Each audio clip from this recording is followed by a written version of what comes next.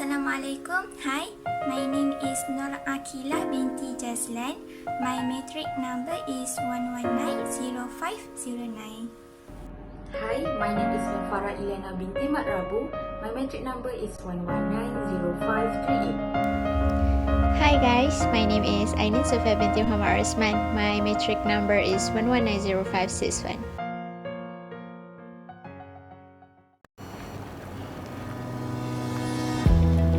I will briefly explain about cybersecurity in Saudi Arabia. Kingdom of Saudi Arabia is the largest country in the Arabian Peninsula and is located in the southwest corner of Asia. Saudi Arabia was ranked first as the most vulnerable of the Gulf country to fall victim to cybercrimes, such as website hacking, according to a statistic report. There are many types of cybercrime in Saudi Arabia. So the first one is defamation of a natural or legal person through social media. Many of us express our attitudes, sentiments or comments on event or news. Sometimes we may agree or disagree with someone else's opinion or thought. We may face a person who insults or defames us just because he or she disagrees with us.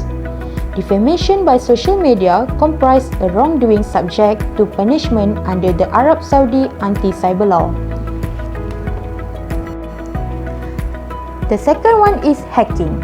Hacking is the gaining of access, wanted or unwanted, to a computer and viewing, copying, or creating data, leaving a trace without the intention of destroying data or maliciously harming the computer. Hacking and hackers are commonly mistaken to be the bad guys most of the time. Crackers are the ones who secure things over as far as creating virus, cracks, spyware, and destroying data. A hacker first attacks an easy target and then uses it to hide his or her traces for launching attacks at more secure sites. One of the cases of cyber attacks in Saudi Arabia is the official website of King Saud University got hacked by some unknown hacker. It is a public university located in Riyadh, Saudi Arabia. The last one is transmission, publication, or storage of material that is inconsistent with public order or morality, religious values, or which breaches the privacy of a natural person. Social media users daily transmit, post or tweet news, pictures and videos through social media without knowing that such acts might result in imprisonment and or fines if the transmitted content is of an objectionable nature. For example, content that disregards public requests or ethical quality. In a notable case, one Snapchat celebrity was arrested for snapping rumors. Truth be told, he went past that and beginning offending the Saudi government, which has held to be an offense against public order. In another widely reported recent case, a YouNow user was arrested for transmitting content to the public which was considered to be inconsistent with public morality.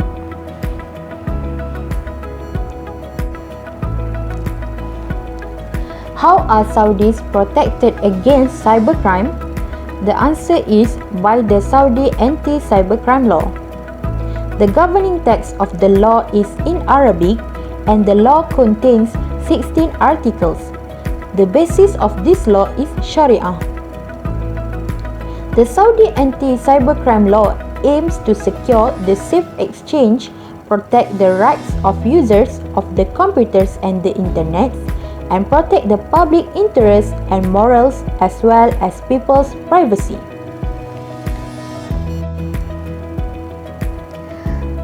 These are the different types of cybercrimes and the penalties for these crimes under the Saudi anti-cybercrime law. The first one is defamation of a natural or legal person through social media. Whoever commits these cybercrimes shall be punished by imprisonment for a term not exceeding 1 year and or a fine not exceeding 500,000 Saudi riyals. The next one is hacking. Whoever obtains unauthorized access to a user account and prevents or obstructs access to it shall be punished by imprisonment for a term not exceeding 4 years and or a fine not exceeding 3 million Saudi riyals. The last one is transmission, publication, or storage of material that is inconsistent with public order or morality, religious values, or which breaches the privacy of a natural person. Whoever commits any of these crimes shall be punished by imprisonment for a term not exceeding 5 years or a fine not exceeding 3 million Saudi riyals.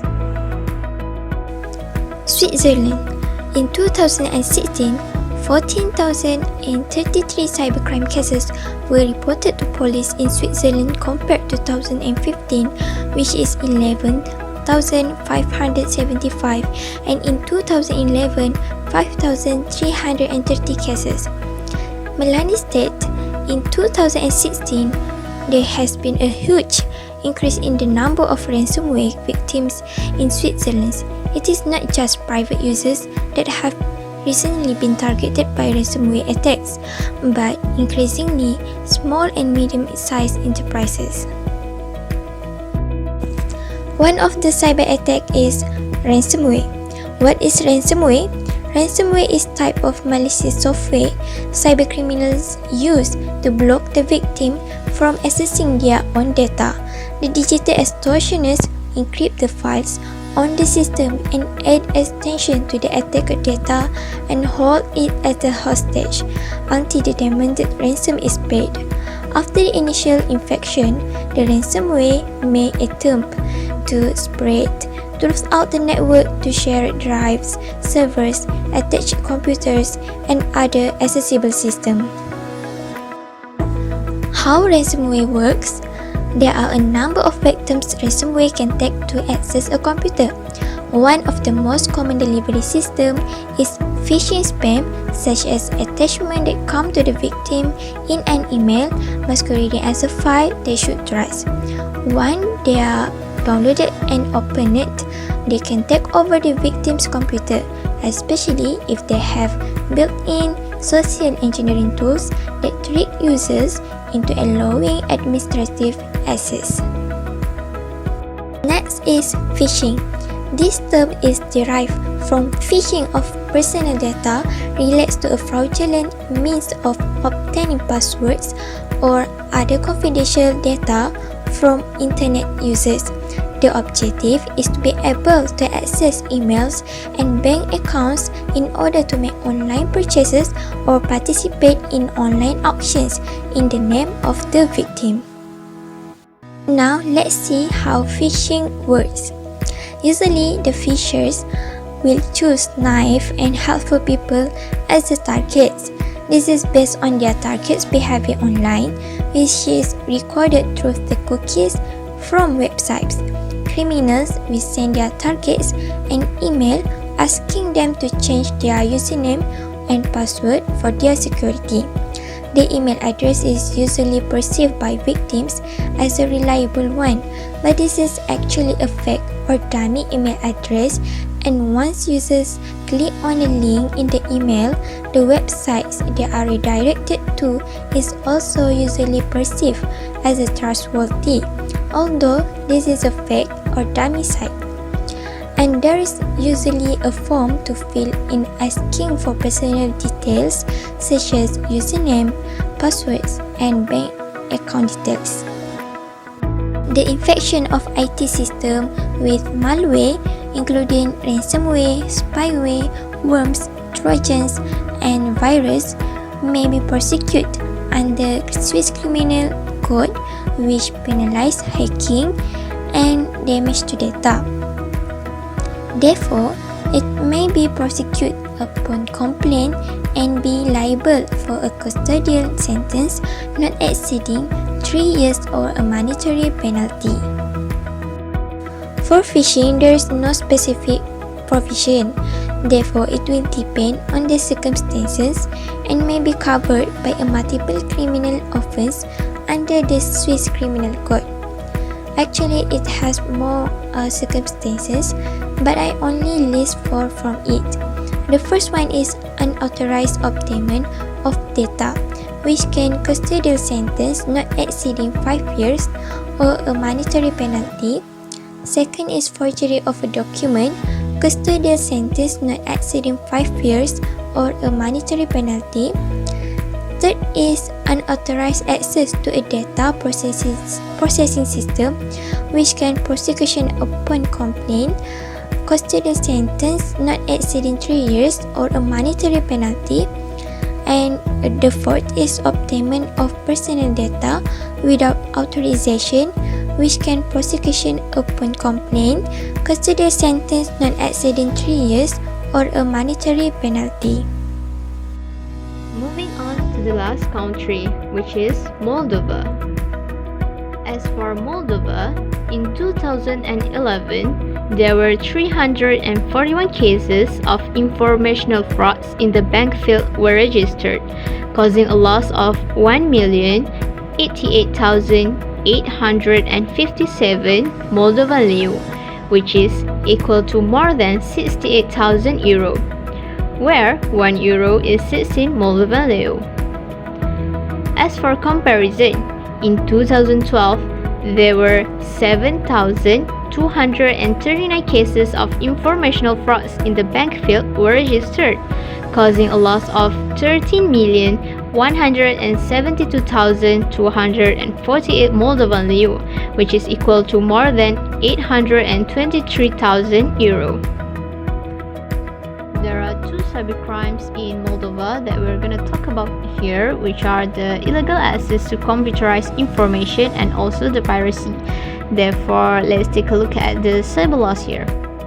The first cyberlaws here is for the cybercrime of illegally access to computerized information, which stated that it shall be punished by a fine in the amount of 200 to 500 conventional units, or by community service for 100 to 200 hours, or by imprisonment for up to 2 years, whereas a legal entity shall be punished by a fine in the amount of 1,000 to 3,000 conventional units with the deprivation of the right to practice certain activities. The next cyberlaws is for the cybercrime about piracy, which stated that it shall be punished by imprisonment for 5 to 10 years. Between the 3 countries that we choose, which are Saudi Arabia, Switzerland and Moldova, the countries with the highest cybersecurity is Saudi Arabia, while the lowest countries is Moldova. From what we can see, Saudi Arabia imposed strict penalties on cybercriminals, while Moldova is loose. Says Allah in the Quran, Ya ayyuhalladzina amanu la tadkhulu buyuta ghayra buyutikum hatta tasta'nisu wa tusallimu ala ahliha dhalikum khairul lakum la'allakum tadhakkarun. Means, O you who have believed, do not enter houses other than your own houses until you ascertain welcome and greet their inhabitants. That is best for you, perhaps you will be reminded. Surah An-Nur, verse 27.